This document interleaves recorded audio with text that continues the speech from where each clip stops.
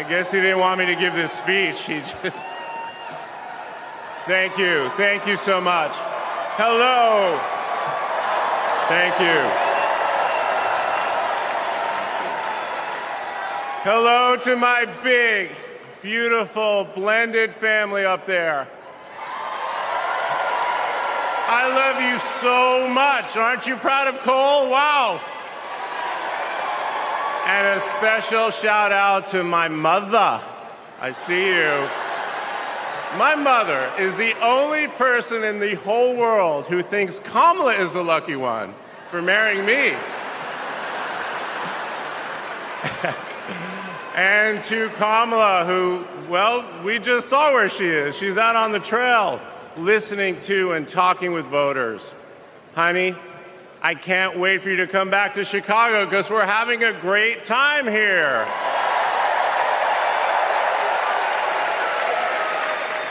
I love you so much. I'm so proud of how you're stepping up for all of us. But that's who she is. Wherever she's needed, however she's needed, Kamala rises to the occasion. And she did it for me and our family. And now that the country needs her, she's showing you what we already know. She's ready to lead. She brings both joy and toughness to this task, and she will be a great president we will all be proud of. Now, I'm the son of two Brooklynites, Mike and Barb. They've been together almost 70 years. My dad worked in the shoe business in Manhattan, and he moved our family out to New Jersey. Where's New Jersey? I see you out there. When I was a little kid.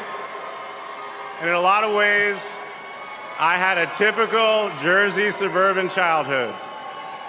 I biked around the neighborhood. I took the bus to Hebrew school. And I rode to Little League practice in the way back of my coach's wood-paneled station wagon.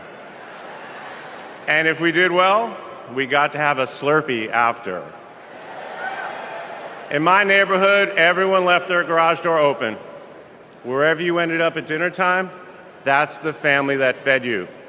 Everyone took care of everyone else. And the guys I grew up with are still my best friends. The group chat is active every day, and it's probably blowing up right now, guys. When my dad had to get a new job, we moved across the country to LA. Money was tight. Hey, California.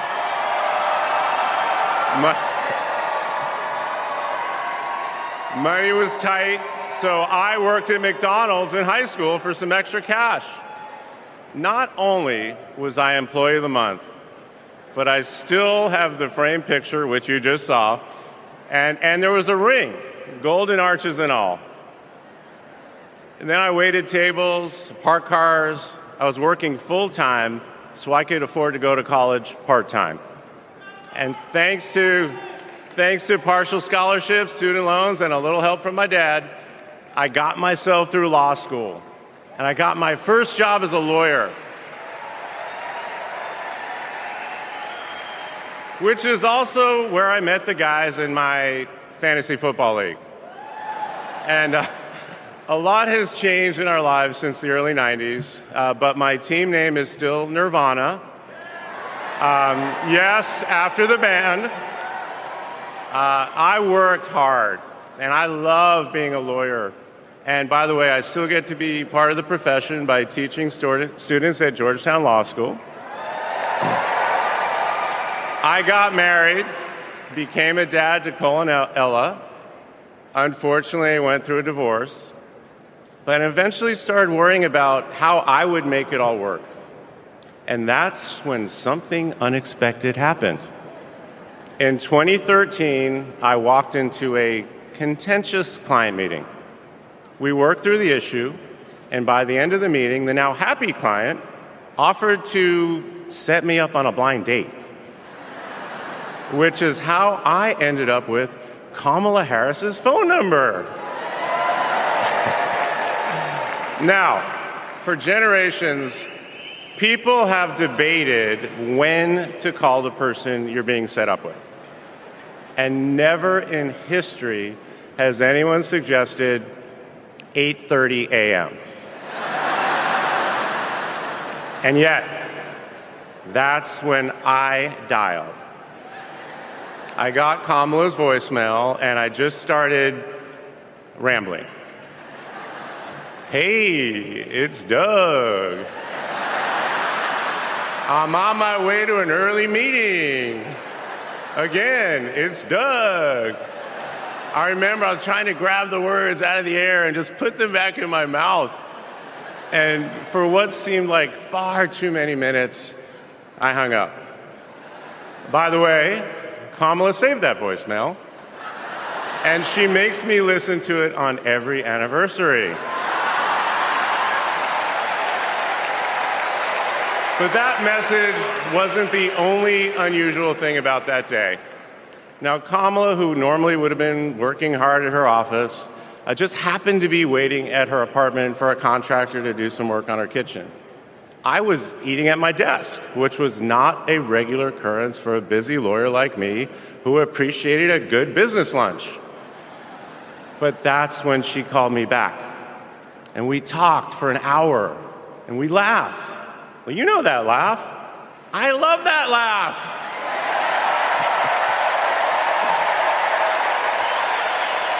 And maybe that counted as our first date. Or maybe it was that Saturday night when I picked her up and told her, buckle up, I'm a really bad driver. Because you can't hide anything from Kamala Harris, so you might as well own it. And as I got to know her better and just fell in love fast, I learned what drives Kamala. And it's what you've seen over these past 4 years, and especially these past 4 weeks. She finds joy in pursuing justice. She stands up to bullies just like my parents taught me to. And she likes to see people do well, but hates when they're treated unfairly. She believes this work requires a basic curiosity in just how people are doing. Her empathy is her strength. Over the past decade, Kamala has connected me more deeply to my faith, even though it's not the same as hers. She comes to synagogue with me for high holiday services, and I go to church with her for Easter. I get to enjoy her mom's chili relleno recipe every Christmas, and she makes a mean brisket for Passover. It brings me right back to my grandmother's apartment in Brooklyn. You know, the one with the plastic-covered couches. But Kamala has fought against anti-Semitism and all forms of hate her whole career. She's the one who encouraged me as second gentleman to take up that fight, which is so personal to me.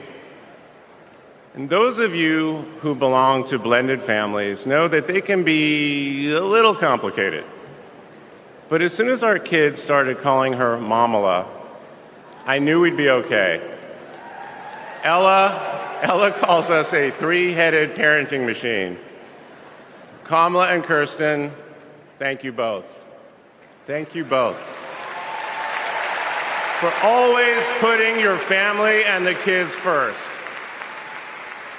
Now, Cole and Ella's friends knew that when they'd come over for Sunday dinner with Mamala, it was going to be real talk. In between taking cooking instructions, they'd have to answer questions about what problem they wanted to solve in the world. They learned that you've always got to be prepared because Kamala is going to prosecute the case. And in the same breath that Cole and Greenlee told us that they were engaged, they asked Kamala to officiate their wedding. And in the same way that she always steps up when it matters, Kamala put so much time into those remarks, and she bound them in a book that matched her dark red dress, and then turned that into a gift for the happy couple. A few days ago, during this incredible time we're going through, there was a brief window when Kamala was back at home. And I saw her sitting on her favorite chair, and in the middle of a wild month, I just hoped that she was having a quiet moment to herself. But then I realized she was on the phone. And of course, my mind went to all the potential crises that the vice president could be dealing with. Was it domestic? Was it foreign? Was it campaign? I could see she was focused, and all I knew was that it must be something important. And it turns out it was. Ella had called her. That's Kamala. That's Kamala. Those kids are her priorities, and that scene was a perfect map of her heart. She's always been there for our children, and I know she'll always be there for yours too. Kamala is a joyful warrior. It's doing for her country what she has always done for the people that she loves. Her passion will benefit all of us when she's our president. And here's the thing about joyful warriors. They're still warriors. And Kamala is as tough as it comes. Just ask the criminals, the global gangsters, and the witnesses before the Senate Judiciary Committee. She never runs from a fight. And she knows the best way to deal with a coward is to take him head on. Because we all know cowards are weak, and Kamala Harris can smell weakness. She doesn't tolerate any BS. You've all seen that look, and you know that look I'm talking about. That look is not just a meme. It reflects her true belief in honest and direct leadership. And it's also why she will not be distracted by nonsense. Kamala knows that in order to win, we cannot lose focus. America, in this election, you have to decide who to trust with your family's future. I trusted Kamala with our family's future. It was the best decision I ever made. This Thursday will be our 10th wedding anniversary, which I know it means I'm about to hear that embarrassing voicemail again. However, that's not all I'll be hearing. That same night, I'll be hearing my wife, Kamala Harris, accept your nomination for President of the United States. And with your help, she will lead with joy and toughness, with that laugh and that look, with compassion and conviction. She'll lead from the belief that wherever we come from, whatever we look like, we're strongest when we fight for what we believe in, not just against what we fear. Kamala Harris was exactly the right person for me at an important moment in my life. And at this moment in our nation's history, she is exactly the right president. Thank you so much.